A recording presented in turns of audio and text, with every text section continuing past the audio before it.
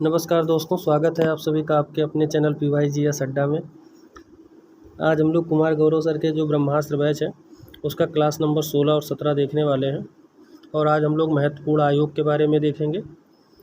तो चलिए शुरुआत करते हैं। सबसे पहले हम लोग देखते हैं संवैधानिक और दूसरा दिया हुआ है वैधानिक। देखिए, जो संविधान में है यानी जिसमें आर्टिकल का उल्लेख है वो हमारा हो जाएगा संवैधानिक, और जिसमें जो है आर्टिकल का उल्लेख नहीं है यानी जो अनुच्छेद में वर्णित नहीं है वो हमारा हो जाएगा वैधानिक। ठीक है, अब चलिए एक एक करके देख लेते हैं। सबसे पहले हमारा दिया हुआ है वित्त आयोग, ये एग्जाम्पल के तौर में समझाया गया है। वित्त आयोग हमारा आर्टिकल 280 में है। निर्वाचन आयोग जो है वो 324 में है। इसके अलावा राष्ट्रीय अनुसूचित जाति, ठीक है, ये हमारा 338 में है। इसका मतलब ये शेड्यूल कास्ट की बात कर रहा है। इसके अलावा हमारा है NCST। NCST का मतलब यहाँ पर हो गया national council of scheduled tribes. उसके बाद में UPSC है, CAG 148 में है, और इसके साथ में GST काउंसिल की बात अगर कर लें तो ये 279A में है। इसके अलावा अंतर्राज्यीय परिषद की बात कर लें तो ये 263 में है। अब इसी तरीके से अगर वैधानिक की बात कर लें तो संसद द्वारा अधिनियम बनाकर इसका गठन किया जाता है, जैसे NHRC, ठीक है, नेशनल ह्यूमन राइट्स कमीशन, ठीक है, ये राष्ट्रीय मानवाधिकार आयोग है और ये 1992 में जो है आया हुआ था। इसके बाद में फिर राष्ट्रीय महिला आयोग, ये भी 1992-93 में आया है। राष्ट्रीय अल्पसंख्यक आयोग, और इसके साथ साथ में NGT, नेशनल ग्रीन ट्रिब्यूनल, ये 2010 में आया है। ठीक है, आगे हम लोग अगर बात कर ले नीति आयोग की, तो नीति आयोग जो है ये ना तो संवैधानिक है और ना ही वैधानिक। आदेश से स्थापना, इसका काम है आदेश से स्थापना। और नीति आयोग जो है पहले योजना आयोग के नाम से जाना जाता था, लेकिन जो है इसको बाद में नीति आयोग का नाम दे दिया गया। इसका जो संवैधानिक रूप से प्रमुख होता है वो हमेशा प्रधानमंत्री होता है, और वर्तमान में नीति आयोग के उपाध्यक्ष जो है ये सुमन बेरी हैं। और इसके साथ साथ में अगर CEO की बात कर लें तो पर अगर बात CEO कर लें तो CEO हमारे कौन हैं, तो ये हैं BR सुब्रमण्यम। ठीक है, तो इस प्रकार से हमने देख लिया प्रधानमंत्री जो है इसके अध्यक्ष होते हैं, उपाध्यक्ष इसके सुमन बेरी, और इसके जो CEO हैं वो कौन है, तो BR सुब्रमण्यम है। ठीक है, और ये छत्तीसगढ़ कैडर के IAS हैं। आगे अगर बात कर लें संवैधानिक आयोग, तो देखिए संवैधानिक आयोग में सबसे पहले हमारा आ जाता है वित्त आयोग यानी फाइनेंस कमीशन। अब देखिए केंद्रीय वित्त आयोग का जो गठन है वो आर्टिकल 280 और 81 के अंतर्गत किया गया है। जबकि अगर इसी के तहत राज्य वित्त आयोग यानी पंचायती राज की बात कर ले तो ये हमारा 243I में है। ठीक है, 243I।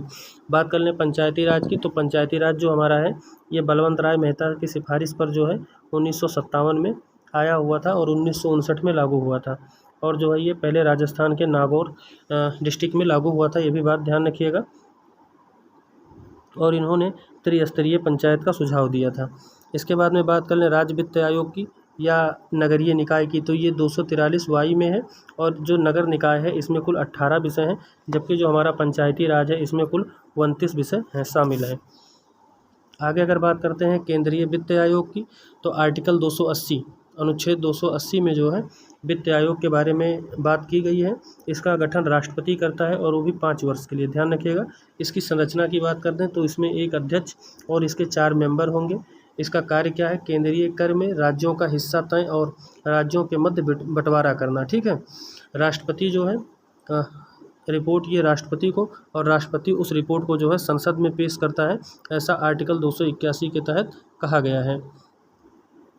आगे अगर बात कर लें तो फर्स्ट वित्त आयोग के अध्यक्ष कौन थे, KC नियोगी थे। कौन थे, KC नियोगी थे। और 15वें वित्त आयोग के जो है अध्यक्ष कौन है, NK सिंह यानी नंद किशोर सिंह। और 14वें वित्त आयोग के कौन थे, तो YB रेड्डी थे। कौन थे, YB रेड्डी। आगे अगर बात कर ले वर्तमान में केंद्रीय करों की, ठीक है, वर्तमान में जो केंद्रीय करों में 42% राज्य का हिस्सा तय हुआ है, जिसमें 1% जम्मू कश्मीर तथा लद्दाख केंद्र शासित प्रदेश के लिए तय किया गया है। कितना किया गया है, 1%। ध्यान रखिएगा। करों के बंटवारों में भारांश 15वें वित्त आयोग का 6 फैक्टर कौन कौन से, देखिए कर प्रयास यानी टैक्स एफोर्ड, ये हमारा हो जाता है 2.5%। उसके अलावा अगर बात कर ले जनसांख्यिकी, तो इसका हो जाता है 12.5%। आय अंतर ये हो जाता है 45%। ठीक है, इसके बाद में वन एवं पारिस्थितिकी का कितना है 10%, क्षेत्रफल का कितना है 15% और जनसंख्या 2011 के अनुसार 15%। आगे अगर हम बात कर ले 15वें वित्त आयोग फार्मूला में, ठीक है, demography performance and tax effort को भी जोड़ा गया है, ध्यान रखिएगा। इसके बाद में फिर हम बात कर लें निर्वाचन आयोग, इलेक्शन कमीशन। तो यहाँ पर जो हमारा निर्वाचन आयोग हो जाता है यानी इलेक्शन कमीशन, देखिए केंद्रीय ये हमारा 324 से 329 और भाग कितना है, तो जो हमारा भाग 15 है। इसके बाद में बात कर लें राज्य पंचायती की, तो ये 243 के में है और राज्य नगरीय की बात कर लें तो 243 जेड ए में है, ठीक है। राष्ट्रपति, विधान परिषद, ठीक है, लोकसभा मेंबर, राज्यसभा मेंबर, ठीक है, इसके अलावा एमएलए, एमएलसी, ठीक है, ये सभी जो है इनका जो चुनाव होता है वो भाग 15 के अंतर्गत किया जाता है। जबकि पंचायत राज और नगरीय इनका जो चुनाव होता है पंचायत और नगर निकाय का, ठीक है, प्रधान हो गया, जिला प्रमुख हो गया, महापौर हो गया, चेयरमैन, पंच और पार्षद, इन सभी का जो चुनाव होता है वो पंचायती राज और राज्य नगरीय व्यवस्था के अंतर्गत किया जाता है। आगे हम लोग बात कर लें केंद्रीय निर्वाचन आयोग की, तो ये अनुच्छेद 324 से 329 तक है और भाग 15 है, ठीक है। इसकी स्थापना की बात कर लें तो 25 जनवरी 1950 को होता है, इसीलिए 25 जनवरी को राष्ट्रीय मतदाता दिवस के रूप में मनाया जाता है। संरचना की बात कर लें तो पहले एक सदस्यीय मुख्य निर्वाचन आयुक्त होता था, ध्यान रखिएगा। बाद में यानी इस समय एक मुख्य चुनाव आयुक्त के साथ में 2 अन्य भी होते हैं और ये जो ऐसा कार्य किया गया वो दिनेश गोस्वामी समिति के अनुसार किया गया। इसकी नियुक्ति कौन करता है, तो इसकी नियुक्ति राष्ट्रपति करता है। हाल ही में सुप्रीम कोर्ट निर्णय मार्च 2023 में नियुक्ति राष्ट्रपति द्वारा राष्ट्रपति को सलाह समिति के लिए 3 सदस्यीय समिति भी होगी, ठीक है। इसमें जो है प्रधानमंत्री होंगे, लोकसभा में विपक्ष का नेता होगा, इसके अलावा मुख्य न्यायाधीश भी इसमें सम्मिलित होंगे। आगे अगर बात कर लें तो अगस्त 2023, कब, अगस्त 2023 में एक बिल प्रस्तुत किया गया जिसमें नियुक्ति सलाह समिति में प्रधानमंत्री, लोकसभा विपक्ष, लोकसभा में विपक्ष का नेता और कैबिनेट मंत्री शामिल होंगे। देखिए 3 में से 2 सदस्य सहमत हो तो नियुक्ति होगी। मुख्य चुनाव आयुक्त का जो कार्यकाल है वो 6 वर्ष या 65 वर्ष होगा। कितना, 6 वर्ष या 65 वर्ष, ध्यान रखिएगा, क्योंकि ज़्यादातर लोगों का 5 साल होता है, ठीक है।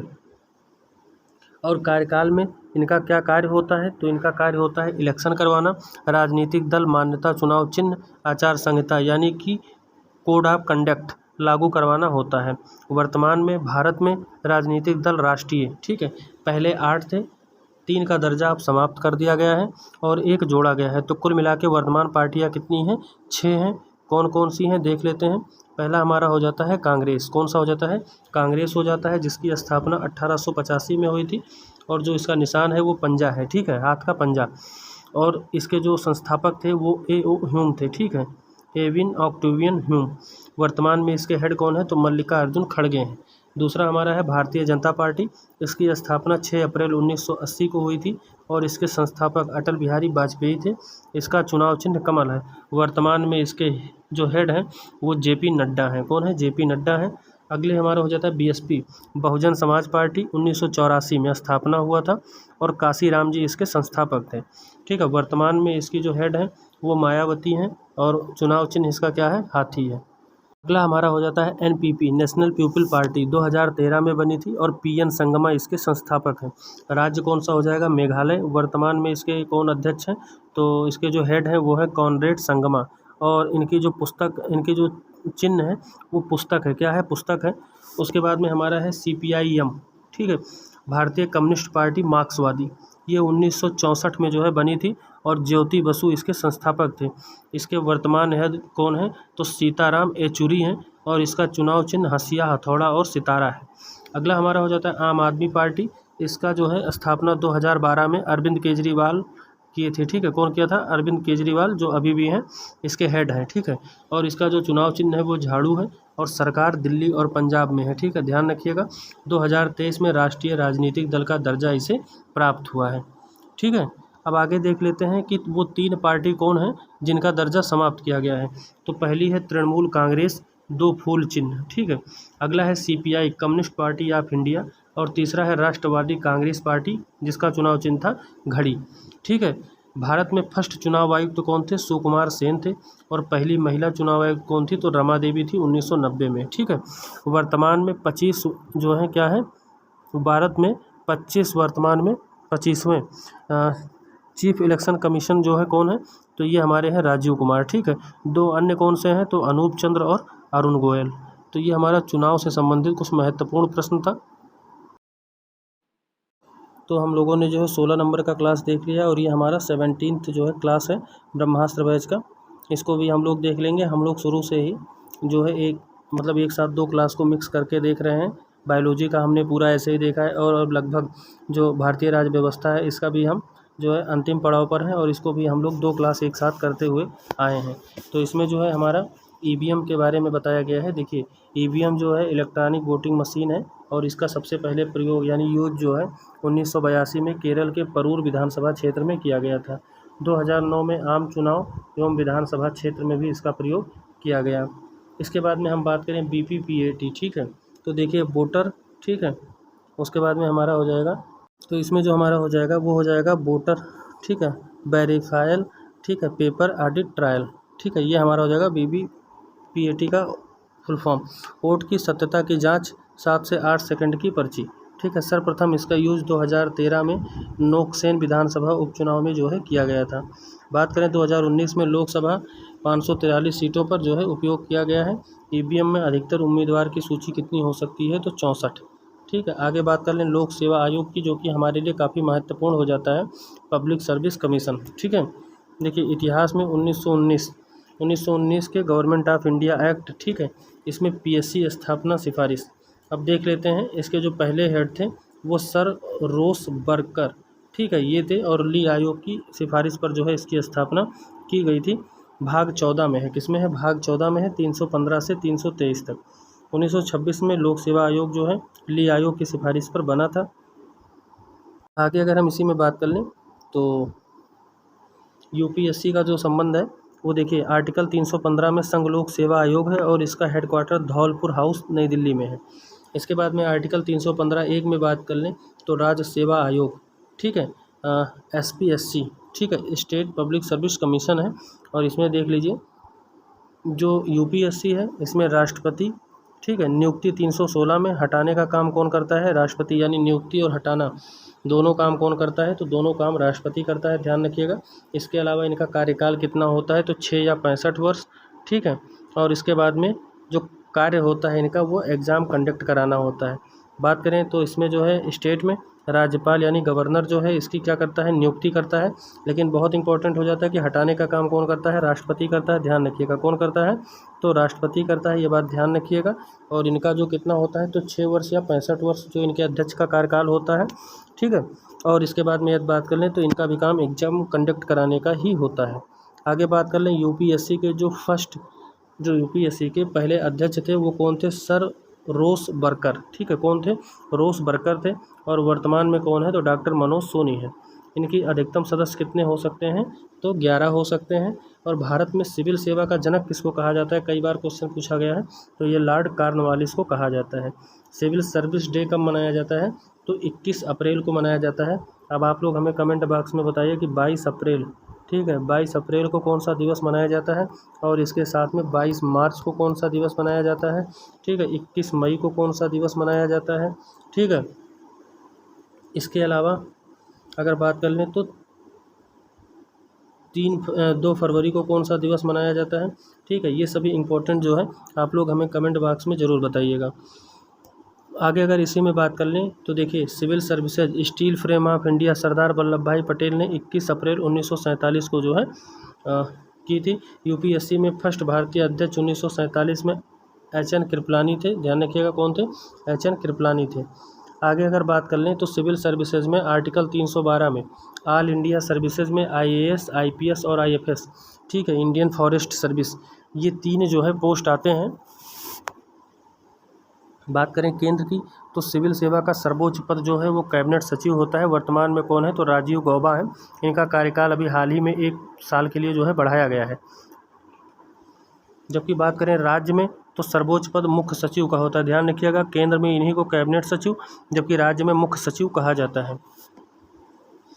NCSC, ठीक है, नेशनल कॉम SC/ST है, यानी कि राष्ट्रीय अनुसूचित जाति आयोग, ठीक है। देखिए आर्टिकल 338 में इनका उल्लेख किया गया है 89 संविधान संशोधन 2003 के द्वारा। इसमें एक अध्यक्ष होता है, एक उपाध्यक्ष होता है, इसके अलावा 3 इसके जो है अन्य मेंबर होते हैं। इनकी नियुक्ति कौन करता है? तो इनकी नियुक्ति राष्ट्रपति करता है। कितने साल के लिए? 3 साल के लिए। और वर्तमान में कौन है? तो विजय सांपला है, ध्यान रखिएगा। इसी तरीके से अगर बात कर लें कि NCST, ठीक है, national council of scheduled tribes की राष्ट्रीय अनुसूचित जनजाति आयोग आर्टिकल 338A में है और जो है 2004 में ये अस्तित्व में आया। इसके भी एक अध्यक्ष, एक उपाध्यक्ष और 3 सदस्य होते हैं। नियुक्ति इनकी राष्ट्रपति 3 साल के लिए करता है और वर्तमान में इनके भी अध्यक्ष कौन है? तो हर्ष चौहान है। आगे बात कर ले अंतर्राज्यीय परिषद की, ठीक है, इंटर स्टेट काउंसिल। इसका जो उल्लेख है आर्टिकल 263 में किया गया है, ठीक है। यह एक संवैधानिक निकाय है और इसकी स्थापना की बात कर लें तो सरकारिया आयोग की सिफारिश पर अंतर्राज्यीय परिषद की स्थापना हुई थी। राज्यों के मध्य विवाद की स्थिति में जो है स्थापना 1990 में बना था और राज्यों के मध्य विवाद को जो है निपटाना इसका प्रमुख कार्य है। देखिए आर्टिकल 262 में नदी जल विवाद प्राधिकरण, ठीक है, इसके अध्यक्ष जो है हमेशा ध्यान रखिएगा कौन होगा? प्रधानमंत्री होंगे। यह एक अस्थायी समिति है और इसके हेड कौन होते हैं? तो इसके जो हेड होते हैं वो गृह मंत्री होते हैं। सभी राज्यों के CM भी इसमें शामिल होते हैं। आगे यदि बात कर लें GST की, तो देखिए GST काउंसिल जो है आर्टिकल 279A के तहत है और GST की दर क्या होगी? तो देखिए 0 है, 5 है, 12 है, 18 है और 28 है। 101वां संविधान संशोधन 1 जुलाई 2017 को लागू हुआ, ठीक है। और आर्टिकल 246A GST समवर्ती सूची, ध्यान रखिएगा GST समवर्ती सूची पर लगने वाला अप्रत्यक्ष कर है, ध्यान रखिएगा अप्रत्यक्ष कर है, ये बहुत बार पूछा गया है। विजय केलकर समिति की सिफारिश पर, ठीक है, GST का जो है गठन किया गया और GST काउंसिल के हेड भारत के वित्त मंत्री और वर्तमान में कौन है? तो निर्मला सीतारमण। पहला राज्य GST लागू करने वाला कौन था? तो असम था, ध्यान रखिएगा। इसके बाद में हम लोग देख लेते हैं गैर संवैधानिक या वैधानिक आयोग। देखिए NHRC राष्ट्रीय मानवाधिकार आयोग, देखिए 1993 में मानवाधिकार एक्ट से स्थापना हुआ था और रंगनाथ आयोग की सिफारिश पर गठन जो है 12 अक्टूबर 1993 को, कब गठन? 12 अक्टूबर 1993 को हुआ। नियुक्ति सदस्य और अध्यक्ष ये सब जो है इनकी कौन करता है? तो राष्ट्रपति करता है और समिति की सिफारिश पर, ध्यान रखिएगा समितियों की सिफारिश के आधार पर किया जाता है। इसके बाद बात कर लें समिति में शामिल कौन कौन होता है? तो देखिए प्रधानमंत्री जो है अध्यक्ष होता है। इसके अलावा लोकसभा का स्पीकर और विपक्ष का नेता, जबकि राज्यसभा में उपसभापति और विपक्ष का नेता। इसके अलावा गृह मंत्री, ठीक है। NHRC दीवानी शक्ति यानी सिविल पावर, समन का बुलावा, दंड सजा, ठीक है, और पनिशमेंट की शक्ति इसके पास में नहीं है, ध्यान रखिएगा। HL दत्तू NHRC दंतहीन बाघ इसको कहा था, क्या कहा था? दंतहीन बाघ। आगे देखते हैं पूर्व न्यायाधीश, ठीक है, HL जो दत्तू थे वो पूर्व में मुख्य न्यायाधीश थे। इसका ध्येय वाक्य क्या है? सर्वे भवन्तु सुखिनः। हटाने की पावर भी किसके पास में है? तो राष्ट्रपति के पास में है, ध्यान रखिएगा। आगे देख लेते हैं कि SHRC state human rights commission, देखिए इसमें जो नियुक्ति राज्यपाल करता है और हटाने का काम कौन करता है? राष्ट्रपति करता है। इंपॉर्टेंट देख लेते हैं करंट 2019 संशोधन, ठीक है, NHRC में देखिए अध्यक्ष कौन, ठीक है, कार्यकाल दोनों का कंपेयर किया गया है, इसको भी देख लेते हैं। देखिए इसका अध्यक्ष पहले सुप्रीम कोर्ट के पूर्व मुख्य न्यायाधीश, अब लेकिन सुप्रीम कोर्ट के पूर्व मुख्य न्यायाधीश तथा न्यायाधीश कोई भी हो सकता है। कार्यकाल इनका जो है पहले कितना होता था? 5 वर्ष या 70 वर्ष, लेकिन अब 3 वर्ष या 70 वर्ष है। NHRC फर्स्ट हेड जो है रंगनाथ मिश्रा थे और वर्तमान में अरुण कुमार मिश्रा हैं, ध्यान रखिएगा। आगे देख लेते हैं CBC, ठीक है, सेंट्रल विजिलेंस कमीशन यानी केंद्रीय सतर्कता आयोग। इसकी स्थापना जो है संथानम समिति की सिफारिश पर 1964 में हुई थी और यह एक वैधानिक आयोग है 2003 के एक्ट से। संरचना एक अध्यक्ष और 2 सदस्य होंगे। केंद्रीय सतर्कता आयुक्त और केंद्रीय सतर्कता आयोग और सदस्य जो है सतर्कता आयुक्त के होंगे। इनकी नियुक्ति राष्ट्रपति करता है, सिफारिश, ठीक है, समिति के सिफारिश पर, और समिति में कौन होता है तो प्रधानमंत्री जो है अध्यक्ष होता है। इसके अलावा लोकसभा में विपक्ष का नेता और साथ साथ में गृह मंत्री इसमें शामिल होते हैं। आगे अगर बात कर लें, भारत के पहले जो CBC थे वो N श्रीनिवास थे। वर्तमान में कौन है तो प्रवीण कुमार श्रीवास्तव हैं। इनका कार्यकाल कितना होता है, देखिए जो CBC का कार्यकाल होता है वो 4 वर्ष, काफ़ी इंपॉर्टेंट हो जाता है क्योंकि थोड़ा यूनिक सा कार्यकाल है। 4 वर्ष या 64 वर्ष, या तो हम लोग 5 वर्ष देखें अभी तक, या तो हम लोगों ने अभी तक 6 वर्ष देखा है, एक जगह हम लोगों ने पीछे जो है वो 3 वर्ष देखा और यहाँ पर 4 वर्ष देखा। तो ये कुछ इंपॉर्टेंट है, अगर ये दे देगा तो काफ़ी कन्फ्यूजिंग सा हो जाएगा, इसलिए इसको ध्यान में रखना है। आगे देख लेते हैं इसका काम क्या होता है CBC का। तो सिविल सेवकों के जो भ्रष्टाचार है उनको रोकने का काम होता है। इसके बाद में अगर हम बात कर लें, केंद्रीय सूचना आयोग CIC 2005 में सूचना का अधिकार एक्ट RTI एक्ट जो है आया, और 12 अक्टूबर को RTI डे मनाते हैं, और 12 अक्टूबर 2005 को इसका गठन हुआ था, ध्यान रखिएगा। इसकी संरचना में एक अध्यक्ष और इसके साथ साथ 10 सदस्य होंगे। इनकी नियुक्ति राष्ट्रपति करता है समितियों की सिफारिश पर। अब उस समिति में कौन कौन होगा तो प्रधानमंत्री होंगे, लोकसभा में विपक्ष का नेता होगा, इसके अलावा कैबिनेट स्तर के मंत्री होंगे, ठीक है। भारत के पहले मुख्य सूचना आयुक्त, ध्यान रखिएगा। चुनाव आयुक्त की बात करेगा तो सुकुमार सेन जी हो जाएंगे, लेकिन यहाँ पर सूचना आयुक्त की बात कर रहा है तो मुख्य सूचना आयुक्त कौन थे, वजाहत हजीबुल्ला, ध्यान रखिएगा, वजाहत हबीबुल्ला थे। और वर्तमान में कौन है तो यशवर्धन सिन्हा है। आगे देख लेते हैं CBI, ठीक है। CBI में क्या हो जाता है, केंद्रीय अन्वेषण ब्यूरो, ठीक है, इन्वेस्टिगेशन करना इसका काम होता है, ठीक है। पावर, दिल्ली विशेष पुलिस की स्थापना एक्ट 1946 के तहत हुआ था, ध्यान रखिएगा। और इसके पहले निदेशक DP कोहली थे, और वर्तमान निदेशक कौन है, प्रवीण सूद हैं, ध्यान रखिएगा। मंत्रालय कार्मिक मंत्रालय के अधीन है, बहुत अच्छा क्वेश्चन है, काफ़ी इंपॉर्टेंट हो जाता है कि किस मंत्रालय के अधीन CBI काम करती है, तो कार्मिक मंत्रालय के अधीन कार्य करती है। इसका कार्यकाल पहले 2 साल, कितना 2 साल, जुलाई 2023 में सुप्रीम कोर्ट ने CBI निदेशक के कार्यकाल को कितना कर दिया है, बढ़ा के 5 वर्ष कर दिया है, ठीक है। इसके बाद में हम लोग बात कर लें राष्ट्रीय महिला आयोग, ठीक है। इसका जो है 1990 का एक्ट है, और 1992 में इसकी स्थापना हुई। इसकी जो पहली हेड थी वो जयंती पटनायक थी, इनका निधन हो गया है। और वर्तमान में कौन है तो रेखा शर्मा है, ये दूसरी बार आई थिंक चुनी गई हैं, आप लोग देख लीजिएगा। इसके बाद में राष्ट्रीय अल्पसंख्यक आयोग, ठीक है, ये 1992 का एक्ट है, और 1993 में इसकी स्थापना हुई है। वर्तमान में इसके हेड कौन है, इकबाल सिंह लालपुरा। आगे अगर हम लोग बात कर ले तो हमारा हो जाता है national institute for transform India, ठीक है। नीति आयोग की यानी बात कर रहा है, योजना आयोग के स्थान पर, ठीक है, किसके, योजना आयोग के स्थान पर इसका नाम नीति आयोग किया गया है, और योजना आयोग की स्थापना 1950 में हुई थी। नीति आयोग की जो स्थापना हुई है, ठीक है, ये 1 जनवरी 2015 को थिंक टैंक, ना कि संवैधानिक ना वैधानिक, ध्यान रखिएगा, थिंक टैंक के रूप में हुई है, न संवैधानिक है और ना ही वैधानिक है। इसमें जो अध्यक्ष होता है वो प्रधानमंत्री होता है। उपाध्यक्ष इसके पहले कौन थे तो अरविंद पनगड़िया थे, ध्यान रखिएगा। कैबिनेट स्तर का ये मंत्री होता है जो उपाध्यक्ष होता है। इसके वर्तमान में जो है उपाध्यक्ष कौन है तो सुमन बैरी हैं, ध्यान रखिएगा। और इसके साथ में अगर बात कर ले CEO कौन है तो CEO फर्स्ट जो थे वो सिंधु खुल्लर थे, लेकिन वर्तमान में BR सुब्रमण्यम है, ये जो है छत्तीसगढ़ कैडर के IAS हैं। इसके बाद में पूर्णकालिक सदस्य वर्तमान में BK पॉल, ठीक है, उसके अलावा BK सारस्वत और रमेश चंद्र, इसके अलावा अरविंद बिरमानी है, ध्यान रखिएगा। सहकारी संघवाद, ठीक है, कोऑपरेशन फेडरेशन का कार्य नीति निर्माण में केंद्र और राज्यों की जो है भागीदारी को मजबूत करना।